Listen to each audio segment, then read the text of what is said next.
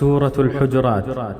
بسم الله الرحمن الرحيم. يا أيها الذين آمنوا لا تقدموا بين يدي الله ورسوله واتقوا الله إن الله سميع عليم.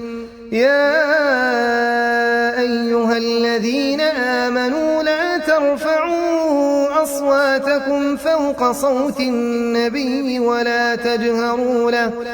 ولا تجهروا له بالقول كجهر بعضكم لبعض أن تحبط أعمالكم وأنتم لا تشعرون. إن الذين يغضون أصواتهم عند رسول الله أولئك الذين امتحن الله قلوبهم للتقوى لهم مغفرة وأجر عظيم. إن الذين ينادونك من وراء الحجرات أكثرهم لا يعقلون. ولو أنهم صبروا حتى تخرج إليهم لكان خيرا لهم والله غفور رحيم. يا أيها الذين آمنوا إن جاءكم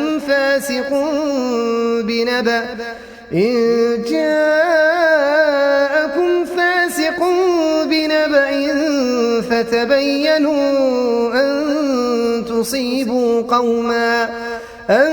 تصيبوا قوما بجهالة فتصبحوا على ما فعلتم نادمين.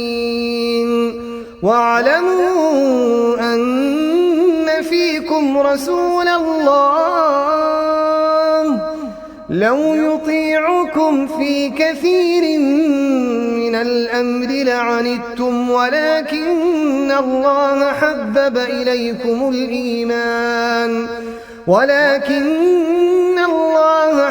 إليكم الإيمان وزينه في قلوبكم وكره إليكم الكفر والفسوق والعصيان أولئك هم الراشدون فضلا من الله ونعمة والله عليم حكيم. وإن طائفتان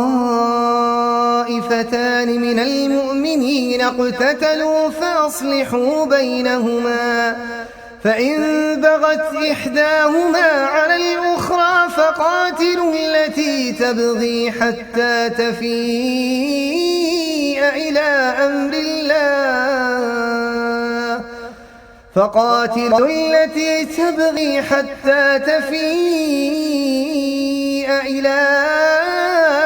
أمر الله فإن فاءت فأصلحوا بينهما بالعدل وأقسطوا إن الله يحب المقسطين.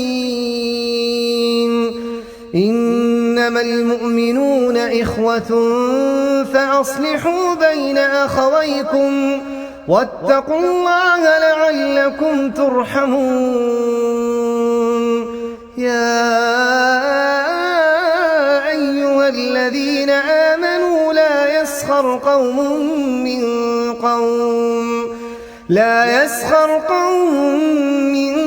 قوم عسى أن يكونوا خيرا منهم ولا نساء من نساء عسى أن يكن خيرا منهم ولا تلمزوا أنفسكم ولا تنابزوا بالألقاب بئس الاسم الفسوق بعد الإيمان ومن لم يتب فأولئك هم الظالمون. يا أيها الذين آمنوا اجتنبوا كثيرا من الظن إن بعض الظن إثم ولا تجسسوا ولا يغتب بعضكم بعضا أيحب أحدكم أن يأكل لحم أخيه ميتا فكرهتموه واتقوا الله إن الله تواب رحيم.